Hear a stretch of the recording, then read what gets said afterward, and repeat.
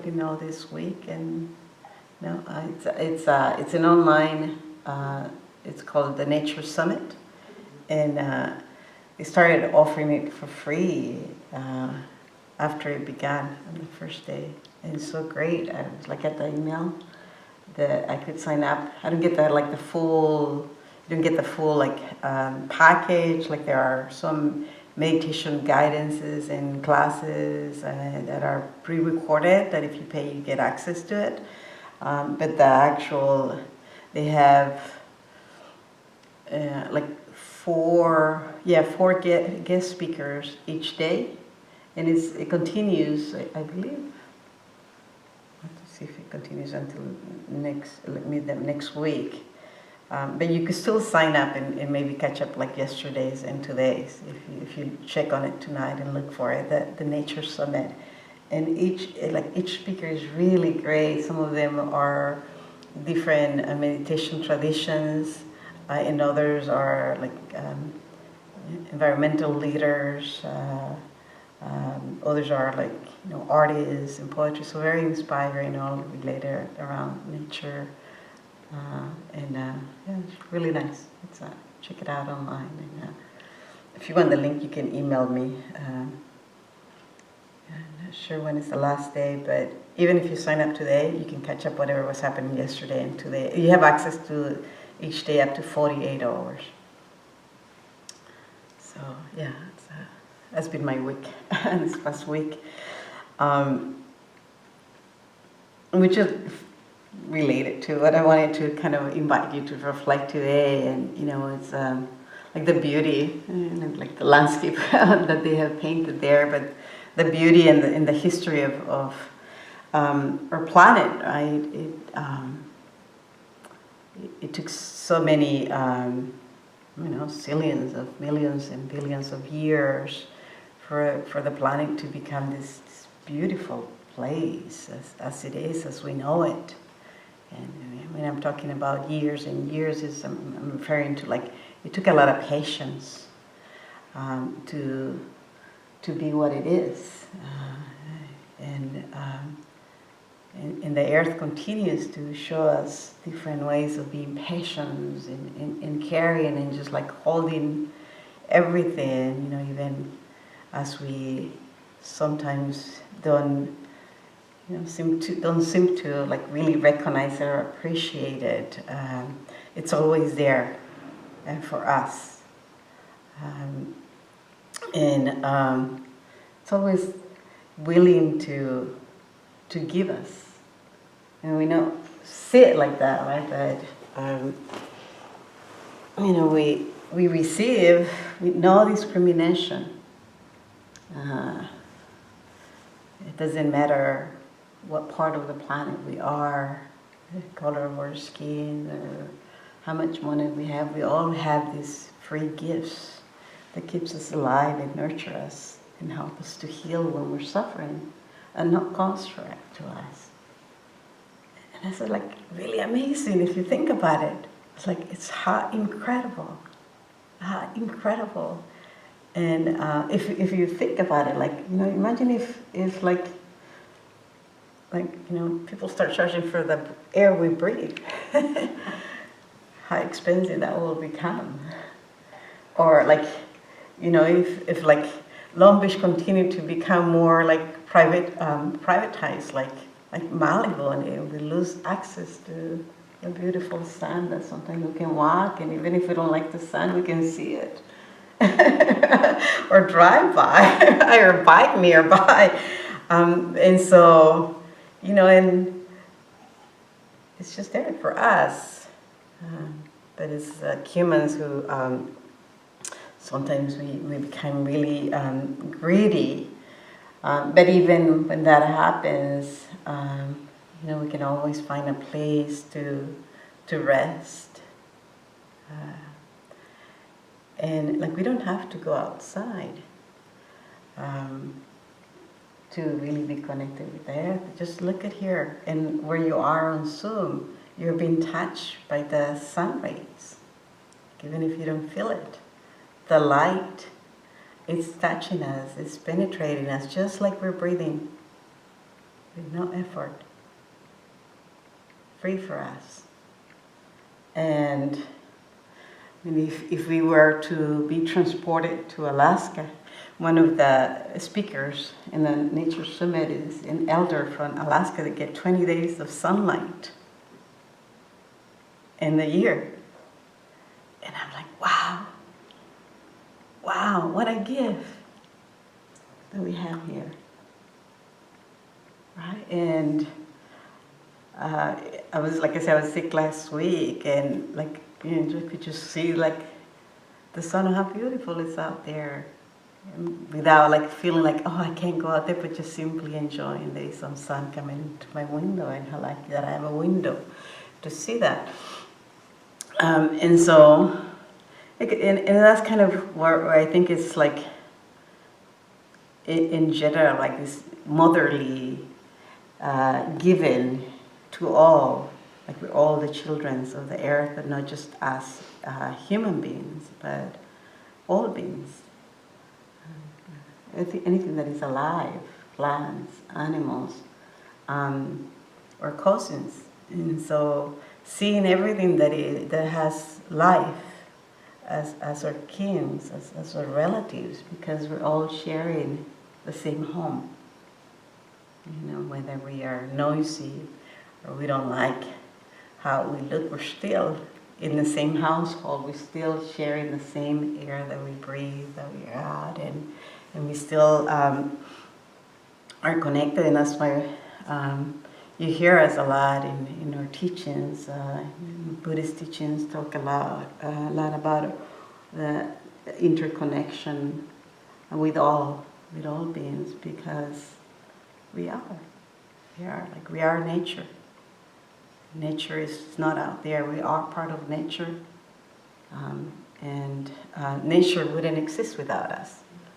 So nature is within us, and we're also in nature.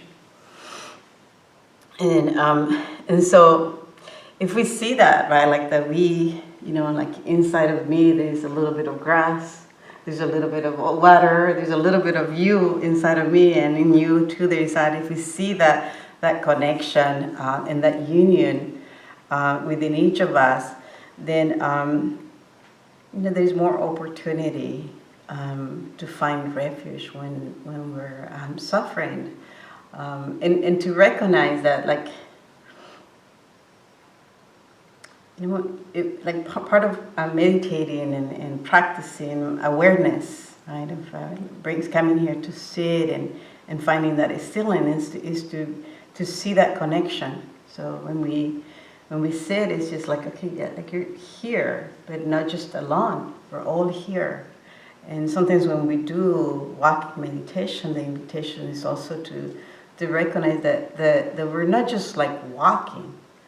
And if we bring that in everything that we do, it's like, yeah, we're walking, but we're also being held. We're being held by the earth.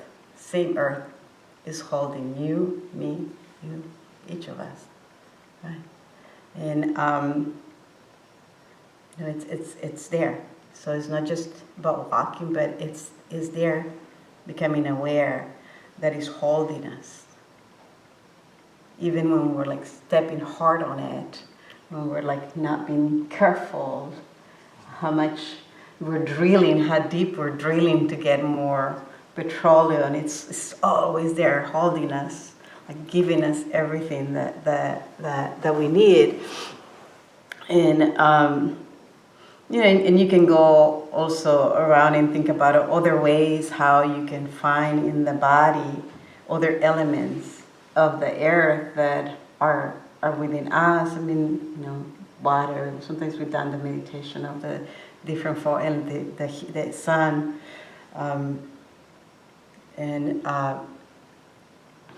and when we start recognizing this interdependence, and then we can realize that we're really not so alone, and that also we're not the only ones who suffer. The earth also suffers with us. And yet, even despite all the children that the earth has had all these different wild animals that fight and eat each other to survive, and cut trees and eat the branches, she still produces more for us, right? And sometimes she gets really upset and shakes and creates earthquakes, but still holding us. And so we can see how we also have that opportunity to renew and find refuge and trust that this body has the capacity to heal. Because this body has been created to receive and experience everything that is nature. I mean, these eyes, for those that can see, have been created so that we can experience and see what we're seeing, or touch, like, or mouth or taste, but has been designed so that we can taste everything that we put in our mouth. So everything that we have, even if it doesn't function like it functions for Travis, who was a very creative mind and he can do drawings and coloring, it's still this mind, this body can create things with things that we can find from nature, clothing, cooking. And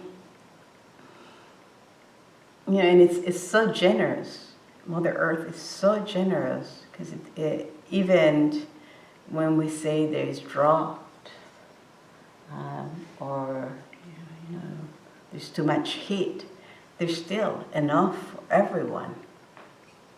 Right? It's just, again, it's a condition to wanting more, and more, that sometimes enable others to become even more greedy, and takes away, and stops sharing of the goodness with others.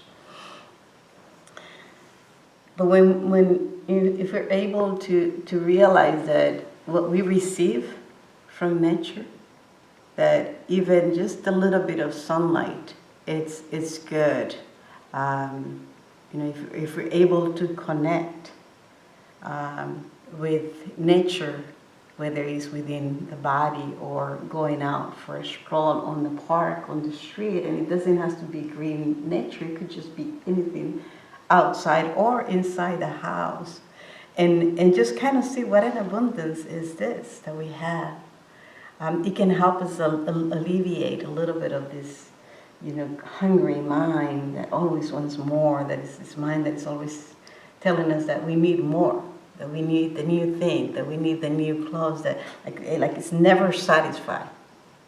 There's always more that we want. It's never enough. It's never going to be enough. So accepting it's never going to be enough. I know that, but can I just be happy this moment, today, that I want this more, and I want to go and spend, just be happy with this and enjoy this. And find the connection could be just something that really brings joy. Even in moments that I think we are having a hard time, whether it's, a glass of lemonade, instead of connect with that gift of having a glass of lemonade, or if you like wine, maybe a glass of wine, or maybe if you have plants in your house, maybe just connecting with a plant. And discover and see if you can find that kinship, with that kinship, with that flower. With curiosity, just simply recognizing that and appreciate that for a moment, and practice that. I think that is one way. And sometimes especially when things are tough and there are problems, feel like they're struggling, right? Or like we can't see clearly the ending of our suffering. Like things magnify the pain, the suffering, it magnifies. Right? And sometimes at the end, when time has passed, we realize it wasn't so bad, or wow, that was bad. And wow, I did that. I overcame that, right? Like I went through it, and look at me. How much did I learn from that? Right? It could help to realize that, how big the earth is. And, like if we're up in this space, we're actually very tiny compared to all the other problems that the earth holds on top, right? And it looks so vast and so big, right? Everything around us and everything is heavy when we're suffering. But if you think about it, this opportunity to be here and to enjoy even this breath that we have, we only have 6 miles. 6 miles, about 30,000 feet of space to breathe. So after 6 miles, we cannot breathe. 6 miles is not a lot to think about in terms of how big the earth is. And so 6 miles for like from here to where, like Anaheim Boulevard? A little more, right? Maybe to the St. Vincent Bridge, probably, right? But it's not a lot. 6 miles is not a lot. That's it. That's the space that we have between this ground and up there to breathe. And so finding refuge and saying, yeah, I know this is hard. I know this is really hard. I know that this moment is difficult. Where can I rest? And see that there are other things that can bring some healing to this body, and trusting that this earth, this life that we have, it took a lot of patience and it took time to be where we are and to be who we are. Like it took, more than 6 months for you to, maybe like 7 months to survive out of the wound that carry you and the body that help you breathe while you were still being a fetus. And so learning to refuge and with patience and just kind of waiting and trusting that we carry the wisdom of the earth within us. So I have a letter from Thich Nhat Hanh that I wanted to share with you. I'm going to read it. It's called Beloved Mother of All Things. Dear Mother Earth,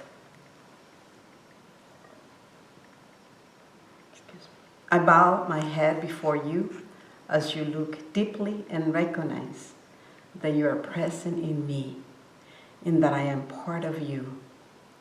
I was born from you, and you are always present, offering me everything I need to nourish and to grow. My mother, my father, and all my ancestors are also your children. We breathe your fresh air. We drink your clean water. We eat your nourished food. Your herbs heal us when we are sick. You are the mother of all beings. I call you by the human name Mother, and yet I know you are mothering. Nature is more vast and ancient than humankind. We are just one young species of your many children. All the millions of other species who live and have lived on earth are also your children. You are not a person, but I know you are not less than a person either. You are a living, breathing being in the form of a planet. Each species has its own language, yet as our mother, you can understand us all. That is why you can hear me today as I open my heart to you and offer you my prayers. Dear Mother, wherever there is soil, water, rock, or air, you are there, nourishing me and giving me life. You are present in every cell of my body. My physical body is your physical body. And just as the sun and stars are present in you, they are all present in me. You are not outside of me, and I am not outside of you. You are more than just my environment. You are not less than myself. I promise to keep the awareness alive that you are always in me and I'm always in you. I promise to be aware that your health and well-being is my own health and well-being. I know I need to keep this awareness alive in me for us to be peaceful, happy, healthy, and strong. Sometimes I forget. Lost in the confusions and worries of daily life, I forget that my body is your body, and sometimes even forget that I have a body at all. Unaware that presence of my body and beautiful planet around me and within me, I am unable to cherish and celebrate the precious gift of life that you have given me. Dear Mother, my deep wish is to wake up to the miracle of life. I promise to train myself to be present for myself, my life, and for you in every moment. I know that you are my true presence is the best gift I can offer to you. The love, the one I love. So I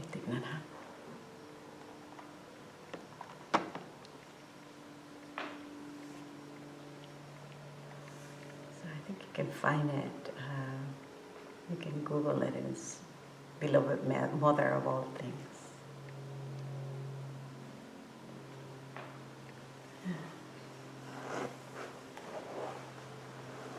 Beautiful. Yeah. So, thank you, brothers and sisters, cousins, for sharing this day with me and with Mother Earth. Trust your wisdom and trust this home. Even when you're fighting with your brothers and sisters.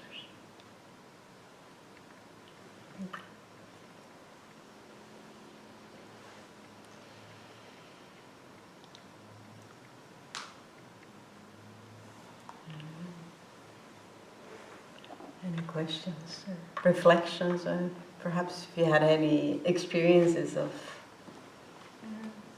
connecting with nature and how it has helped you to heal.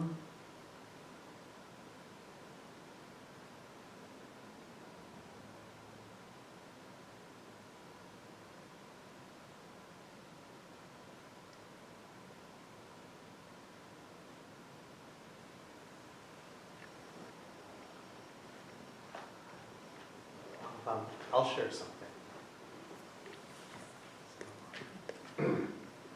So when I was in the 6th grade, we moved from Van Nuys up to the northern San Fernando Valley.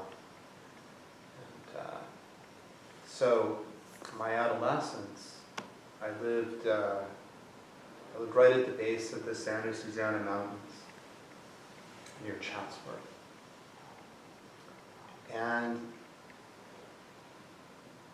I spent a great deal of time there because it was just outside my door, right? I could just walk up into the hills. And I look back now and I think to myself, I don't know how I would have made it through that, that very difficult time in my life had I not had that space. And I think that was the first think that was the first time in my life, when I was in junior high school, that I reflected on that. How important it was to make that connection. Yeah. I consider myself very fortunate that it just worked out that way. I don't think my parents were thinking about that at all when they decided to move, but it was a great benefit to me. Yeah. Thank you.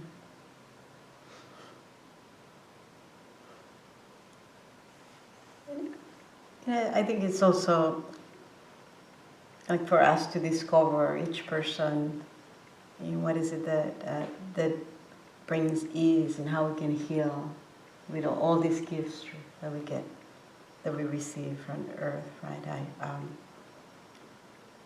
I had the privilege, privilege to live in a boat, and the opportunity to sail a lot to Carolina, and I don't like sailing. I don't like living on a boat, And I don't.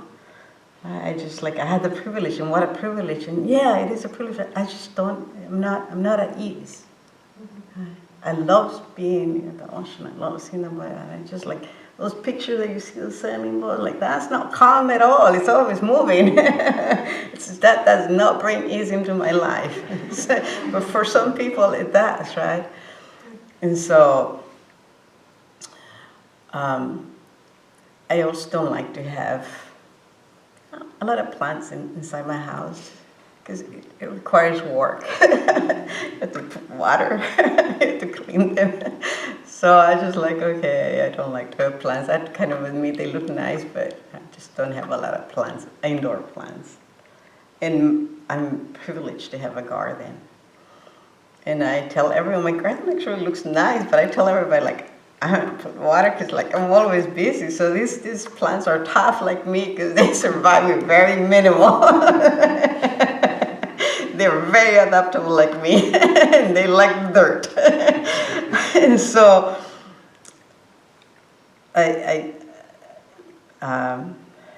I was sick last week, but before that I was on water because my kids decided to give me as a Mother's Day present and as a birthday present a cruise ship. And I was why would you do that if you know I don't like water? But so for a week I'm on the water, and then I come back and I'm sick and I'm on bed, right? And I'm just looking through the window. I was really sick. And so then my back was really hurting a lot, and I just really need to feel I got to get outside. But and when I had the strength and I felt good to go outside, I just really wanted to touch the dirt. I just really wanted to touch the dirt, because I could touch the earth here. This is part of the earth. This is part of the earth. This rock, right? And so I started cleaning the plants and replanting, and how can I connect with these plants? Well, the plants were telling me, move me, clean me, and so it was that connection, right? But then I realized, I could do this inside if I had a plant inside the house, though. Maybe I'll just get an indoor plant too, right? So it's we have to figure it out, what it is, but also recognize, I say, what a privilege. We were just I was late 2 minutes because we were talking about high school youth that I did a day-long retreat in a retreat house on the canyon, and we actually didn't do much meditation because they were just so happy to be on an open green space, because we don't go out that much. And there was so much joy that I was I didn't want to disturb that. And so it's for you, the hills, right? For me, the, the dirt, not the water, but for others, it is the water. And for others, it may be just eating. It's still part of nature, eating in a wholesome way. But the medicine is there. It's accessible for us.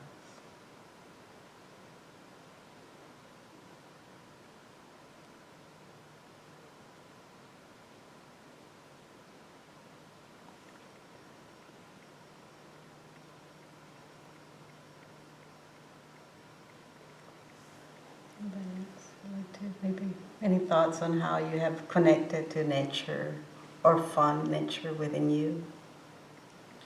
I don't want to be contrarian, but I like sailing and dealing with my houseplants. Actually, I go sailing with my dad. We don't live on it, thank God. But like this last week, it was really windy, and I find that really exciting. You know, because when you're on the water, you can't just lay there and do nothing. You'll keep moving. Like you're always moving, whether you want to be or not. And especially for a sailboat, and you can have the risk of tipping over. So you have to like stay active, and it sort of demands attention in a way. I like that, but it's exhausting too after a while. But yeah, the houseplants, I don't know, I'm kind of good at that. And my wife's terrible, so she's like, oh, I can't do that. So mostly my cat though. It's like that's my nature, my little nature demon right there. Yeah. I think that's also part of connecting with nature is the diversity, right? Yeah, it's not being at odds. It doesn't have to be at odds. Yeah, you like the water, I like the dirt. You're white, I don't like the sun though. I like it when it's cloudy and it goes. Yeah. we both like to breathe. Everybody who likes to breathe, right? So it's like that's part of nature, like seeing, recognizing, being aware of our diversities. And embracing that. There's nothing wrong like water, or like tomatoes. There's nothing wrong with it. It's just, it's what it is. And so we acknowledge, we recognize, and we embrace. Instead of resist or push away. And it's like, if you think about it, like, or meditation practice is like, recognize, like, shit, I can't stop thinking. God, this one is ringing. Yeah, it's there. And at some point, okay, this one is ringing, this one is not. Like zzz, and it's just find that balance and be with it.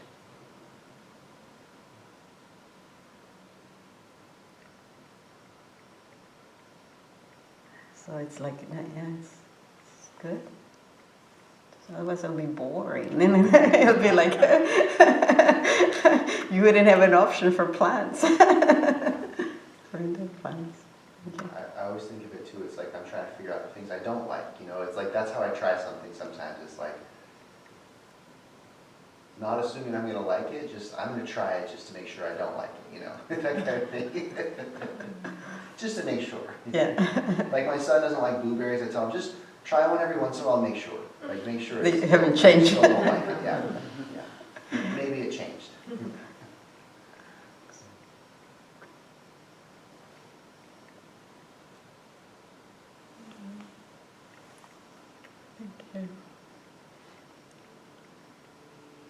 I hope you take today's sharing in Thich Nhat Hanh's letter, as an opportunity to be surprised and just to embrace the mystery and the miracle of like whatever your emotions and experiences are.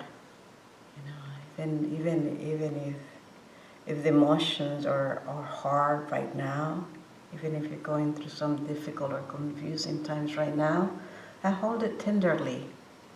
And I'm just like, why is this so hard? And what can I do to bring some ease?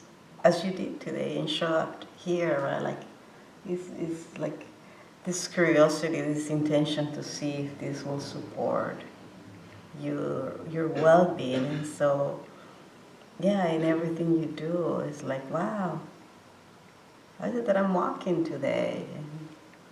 And like, who's telling my feet to walk?